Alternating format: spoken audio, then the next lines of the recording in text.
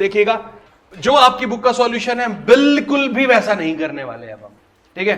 तो कृपा करके अपनी बुक के सॉल्यूशंस की तरफ ध्यान ना डालें और जो मैं क्वेश्चन पूछ रहा हूं उसके जवाब देते जाए, ठीक है। प्रो राटा इतना इजी हो जाएगा आज के बाद आपके लिए अगर आपका ध्यान सारा यहां होगा। चलिए क्वेश्चन स्टार्ट हो रहा है। कह रहा है x limited issued 60,000 shares of ₹10 at a premium of 20%। तो 10 रुपीज पे प्रीमियम कितना हो गया? 20%, ₹2। ठीक है। एप्लीकेशंस पे देखना, पहली बार ये पहला ऐसा क्वेश्चन आ रहा है जहां पे प्रीमियम एप्लीकेशन पे आ रहा है, ठीक है। तो on application shares including premium हम कितने रुपए ले रहे हैं? ₹5, मिस हो गया था यहां पे। On allotment ₹3 and on first and final call ₹4। तो 5 और 3 8 और 4 12, टोटल ₹12 आ गए। और प्रीमियम कहां पे है भाई पुनीत जी? एप्लीकेशन पे है। चलो, the company received application for 75,000 shares, ठीक है। इसका मतलब ओवर सब्सक्रिप्शन भी है, और जब भी ओवर सब्सक्रिप्शन होता है तो अलॉटमेंट कैसे होती है? प्रो राटा बेसिस पे।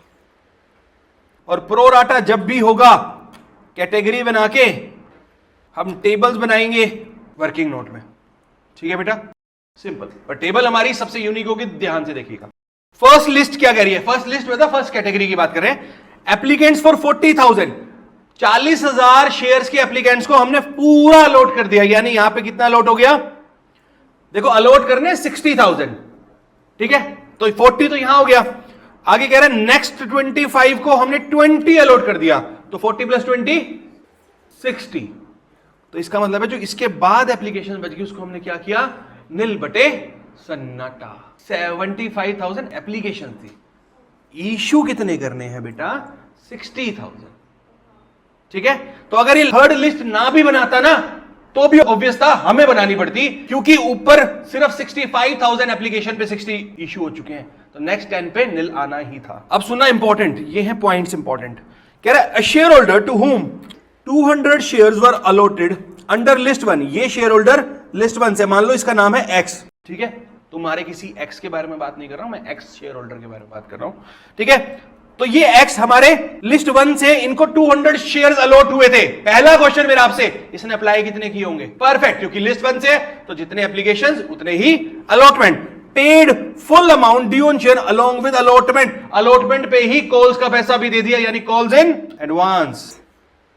प्रॉब्लम यहां तक कोई नहीं है। अगला सुनना, एक अनदर शेयर होल्डर है जिसका नाम है Y, another share holder holding 600 shares. इनके पास कितने शेयर्स है? 600 shares. Failed to pay the amount due on call. अब इसने मेंशन नहीं कर रखा ये कौन सी लिस्ट में से है, कैसे मानोगे? तो जो भी आप अजम्पशन लो ना, आप नोट डाल के लिखेंगे।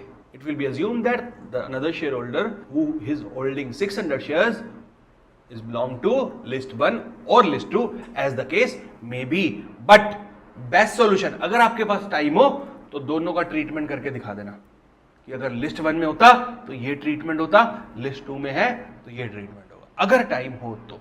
अदरवाइज अजम्पशन नोट डाल के लेंगे, ठीक है। दोनों ही ओके हैं, चलेगा।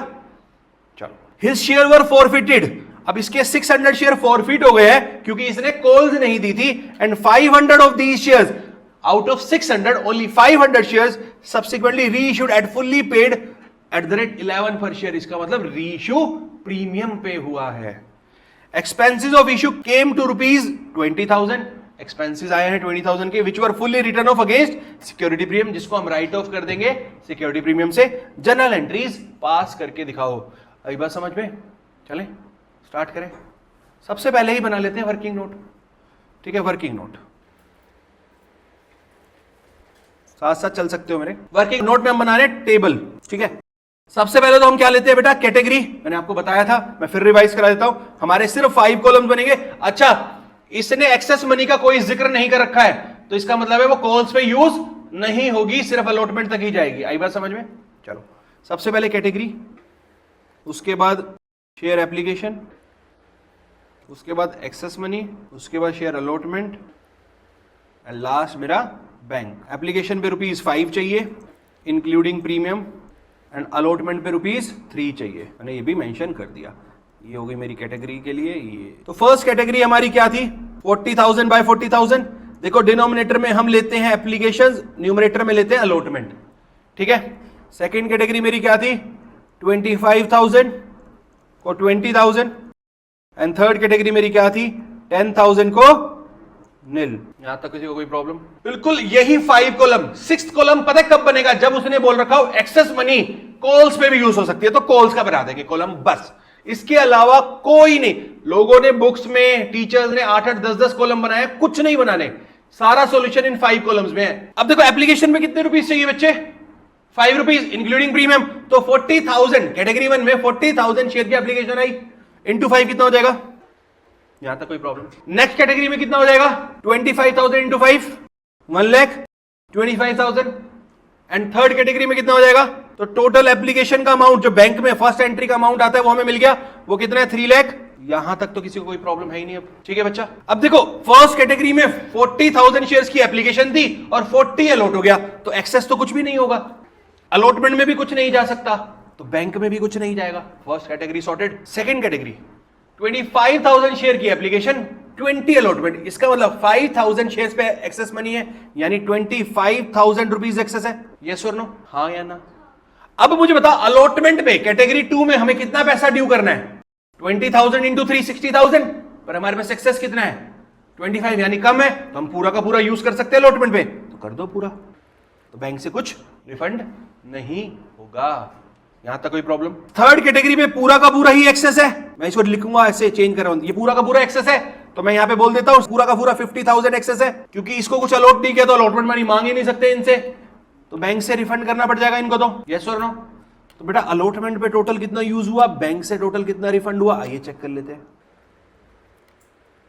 बताओ यहां तक कोई प्रॉब्लम?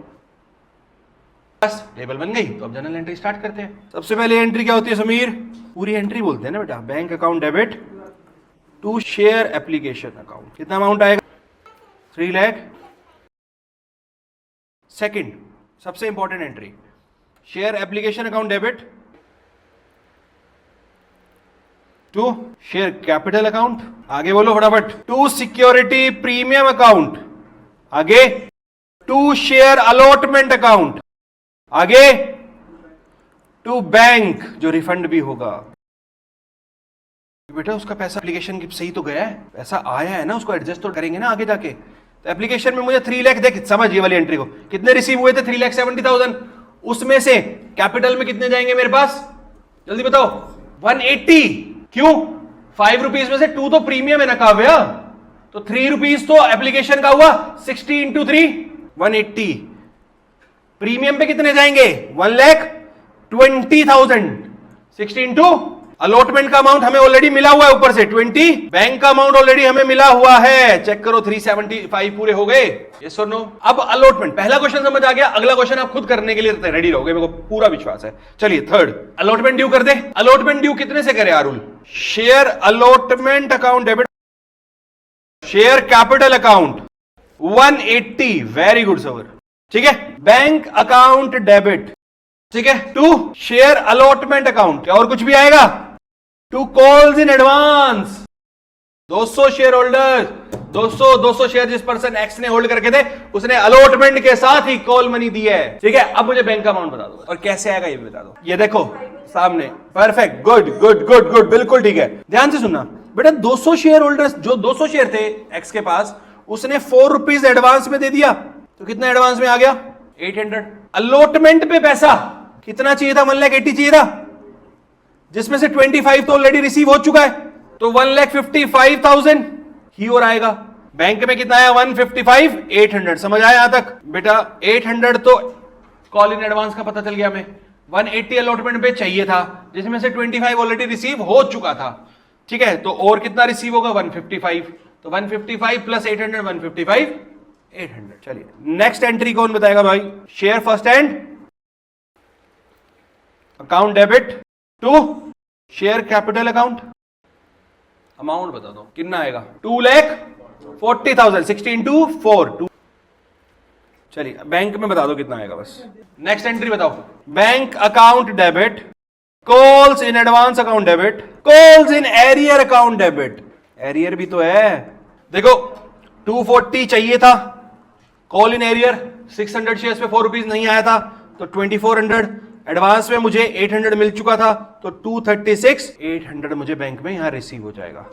उसके बाद 7th एंट्री मेरी शेयर फॉरफीचर की होगी, share capital account debit to share forfeiture and to calls in arrear. Amount बताते जाएंगे फटाफट। एरियर मेरे थे 2400 के, कैपिटल डेबिट हुई 6000 से क्योंकि fully called up and paid up था। 600 इंटू 10 6000 तो यहां आ जाएगा 30। चलिए 8th एंट्री बताएंगे रीइश्यू की, bank account debit to share capital account क्योंकि ये भी प्रीमियम पे रीइश्यू है तो to security premium account. 500 share reissue है, कैपिटल में जाएगा 5000, 500 यहां पे तो बैंक में रिसीव होगा 5500। अब बात आती है कैपिटल रिजर्व में कितना जाएगा। देखो 3600 रुपीज मेरे पास है 600 शेयर पे शेयर फॉरफीचर में, ठीक है। तो 500 रीइश्यू है तो जितना रीइश्यू होता है उतना ही प्रोपोर्शनेट अमाउंट जाता है कैपिटल रिजर्व में क्योंकि वो मेरा कैपिटल प्रॉफिट बन जाता है, ठीक है। तो एंट्री होगी share forfeiture account debit to capital reserve. कैसे देखो 3600 थे 600 शेयर पे तो 500 पे कितने हो जाएंगे 3000। उसके बाद मेरे शेयर इश्यू एक्सपेंस की एंट्री होगी, share issue expense account debit to bank account. कितना था 20,000 रुपीज। अब उसने बोला कि सारा का सारा शेयर इश्यू एक्सपेंस मुझे सिक्योरिटी प्रीमियम से राइट ऑफ करना है तो एंट्री क्या हो जाएगी security premium account debit to share issue expense 20,000। ये थी मेरी जनरल एंट्रीज, ठीक है। अब आपके पास सारा अमाउंट है, बैलेंस शीट बना के दिखाएंगे जल्दी से। सिर्फ वही आपको पता है कि इक्विटी एंड लायबिलिटी में शेयर होल्डर फंड में share capital and reserve and surplus जाएगा, एसेट्स में करंट एसेट में कैश एंड कैश इक्विवेलेंट जाएगा। तो 3 नोट्स बनाने हैं आपको फटाफट, तो मैं बना रहा हूं साथ साथ, इतने आप भी ट्राई करेंगे। आइए सामने देखेंगे क्या कह रहा है। बैलेंस शीट बनाने के लिए बोला तो सबसे पहले इक्विटी एंड लायबिलिटी, उसमें शेयर होल्डर फंड में share capital and reserve and surplus, assets में करंट एसेट में कैश एंड कैश इक्विवेलेंट, ये 3 ही हमें शो करने हैं। तो आइए सबसे पहले मैं शेयर कैपिटल में बता रहा हूं। देखो तीनों शो करनी होती है पर जाता सिर्फ सब्सक्राइब का अमाउंट है, ऑथराइज हमें गिवन नहीं थी। इश्यूड हमें बता रखा है उसने 60,000 shares of ₹10 fully paid up. तो कितना हो जाएगा अमाउंट हमारे यहाँ पे जल्दी बताओ 6 लाख। ये हो गया। अब subscribe and fully paid up में देखो 60,000 शेयर सब्सक्राइब हुए थे जिसमें से 600 फॉरफिट हो गए तो बच कितने गए 59,400, जिसमें से 500 दोबारा रीइश्यू हो गए तो कितने हो गए टोटल 59,900। तो पूरे फुल्ली पेड अप कितने होंगे 59,900 shares of ₹10 each fully paid up. कितना हो जाएगा अमाउंट 5,99,000। अब इसके बाद देखो सिर्फ 100 ही तो शेयर बच गए थे। अब एक बात बताओ 3600 शेयर फॉरफीचर में अमाउंट था, उसमें से 3000 कहां चला गया था कैपिटलिज्म में। तो शेयर फॉरफीचर में कितना बच गया तो शेयर फॉरफीचर अकाउंट 600, तो मेरा बैलेंस हो गया 599,600। तो इसका मतलब है मेरे कैपिटल में पैसा कितना आ गया 599,600। अब बात करते हैं रिजर्व एंड सरप्लस की। रिजर्व एंड सरप्लस में मेरे 2 रिजर्व थे, एक तो था कैपिटल रिजर्व जो कि हमारा 3000 हमने बनाया था और दूसरा था सिक्योरिटी प्रीमियम। सिक्योरिटी प्रीमियम कितना था जल्दी बताओ 120, कुछ ऐसा ही था 120 था पक्का, आर यू श्योर। 120 में से हमने 20 लेस कर दिया था शेयर इश्यू एक्सपेंस का, प्लस जो 500 शेयर री इश्यू हुए थे उसमें भी 500 रुपए दोबारा से भी आया था क्योंकि वो भी प्रीमियम पे इश्यू थे तो 500। तो टोटल कितना हो जाएगा 1,05,000। Total premium reserve and surplus पे कितना जाएगा 103,500। तो ये आ गया 103,500। कैश एंड कैश इक्विवेलेंट में कितना जाएगा देखो आप बैलेंसिंग फिगर भी लिख सकते हो बट मैं नहीं चाहता आप ऐसे लिखे। कैश एट बैंक कितना है आपको पता होना चाहिए फिर भी अमाउंट। एक तरीका और भी है शॉर्टकट, आप सारी जनरल एंट्री में बैंक का अमाउंट निकाल लो, ठीक है। बैंक का अमाउंट डेबिट वाला, ठीक है, और क्रेडिट वाला माइनस कर देंगे तो आ जाएगा, ठीक है।